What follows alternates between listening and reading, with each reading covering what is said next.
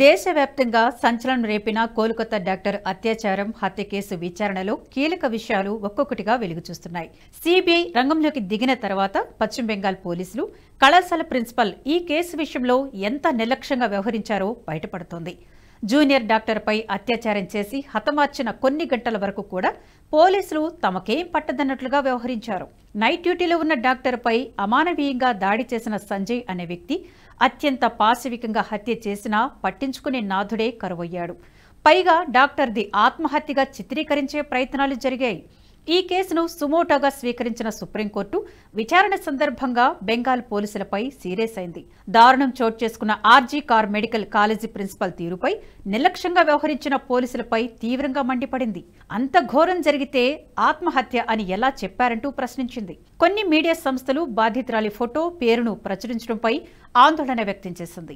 ఈ ఘటనలో నేరాన్ని ఉదయాన్నే గుర్తించినట్లు తెలిసినా మెడికల్ కాలేజీ ప్రిన్సిపల్ ఆత్మహత్య కేసుగా ఎందుకు మార్చే ప్రయత్నం చేశారని ప్రశ్నించింది. ప్రిన్సిపల్ ప్రవర్తనపై అనుమానాలు ఉన్నప్పుడు వెంటనే మరో కాలేజీకి ప్రిన్సిపల్గా ఎలా నియమించారని మమతా బెనర్జీ ప్రభుత్వాన్ని నిలదీసింది.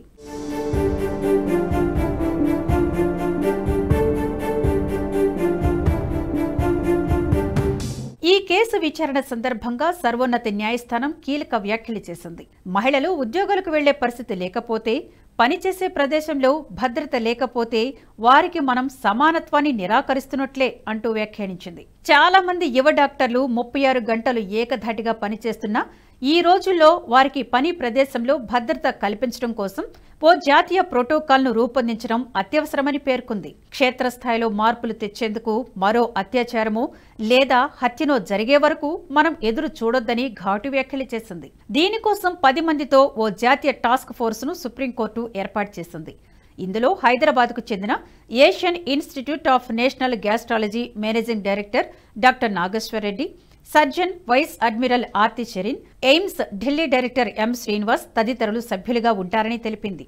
వైద్యుల భద్రత కోసం తీసుకోవాల్సిన చర్యలపై 3 వారాల్లోగా మధ్యంతర నివేదిక ఇవ్వాలని ధర్మాసనం ఈ కమిటీని సూచించింది. కమిటీలో సభ్యులైన ఏఐజీ ఆసుపత్రి చైర్మన్ నాగేశ్వరరెడ్డి వైద్య రంగంలో అనేక సంస్కరణలకు శ్రీకారం చుట్టారు. మన దేశంలో ఎండోస్కోపీ చికిత్సలో అధునాతన పద్ధతులకు శ్రీకారం చుట్టిన తొలితరం వైద్యుల్లో నాగేశ్వరరెడ్డి ఒకరు. ఎంతో మంది వైద్యులకు ఎండోస్కోపీ చికిత్సలో శిక్షణ ఇస్తూ ప్రోత్సహిస్తున్నారు. ప్రత్యక్ష ఎండోస్కోపీ వర్క్షాపుల ద్వారా భారత్లోనే కాదు ప్రపంచవ్యాప్తంగా ఎంతో మంది వైద్యులకు అవగాహన కల్పిస్తున్నారు. గతంలో వరల్డ్ ఎండోస్కోపీ ఆర్గనైజేషన్ కు అధ్యక్షుడిగాను పనిచేశారు. ఆయన రాసిన 700కు పైగా పరిశోధనా పత్రాలు ప్రముఖ అంతర్జాతీయ వైద్య పత్రికల్లో ప్రచురితమయ్యాయి.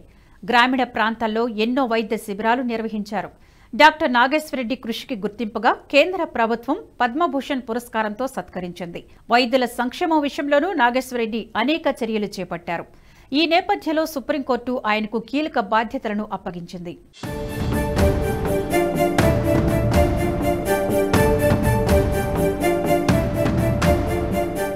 ఇక ఎఫ్ఐఆర్ నమోదు ఆలస్యంపైన సుప్రీంకోర్టు పోలీసుల తీరును ఎండగట్టింది. మధ్యాహ్నం 1:45 నుంచి 4 గంటల మధ్య పోస్టుమార్టం పూర్తయితే రాత్రి 11:45 ఎందుకు నమోదు చేయాల్సి వచ్చిందని పోలీసులను ప్రశ్నించింది. ఆసుపత్రి అధికారులు, కోల్కతా పోలీసులు అప్పటి వరకు ఏం చేస్తున్నారని నిలదీసింది.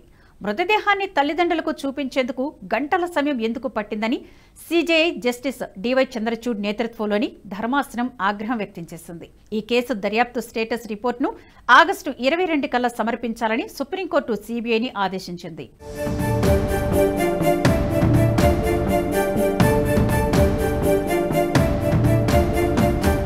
పశ్చిమ బెంగాల్లో జరిగిన ఈ ఘటనను నిరసిస్తూ జరిగిన ఆందోళనలపై అక్కడి మమతా బెనర్జీ ప్రభుత్వం వ్యవహరించిన తీరును కోర్టు తీవ్రంగా తప్పుపట్టింది. శాంతియుత నిరసనకారులపై అధికారం చెలాయించవద్దని స్పష్టం చేసింది. దేశమంతా ఆందోళన వ్యక్తం చేస్తున్న సందర్భాల్లో డాక్టర్లు, పౌర సమాజాన్ని అడ్డుకోవడం సరికాదని వ్యాఖ్యానించింది. క్రైమ్ సీన్ను రక్షించాల్సిన, శాంతి భద్రతలను కాపాడాల్సిన బాధ్యత రాష్ట్ర ప్రభుత్వానిదేనని ధర్మాసనం మందలించింది.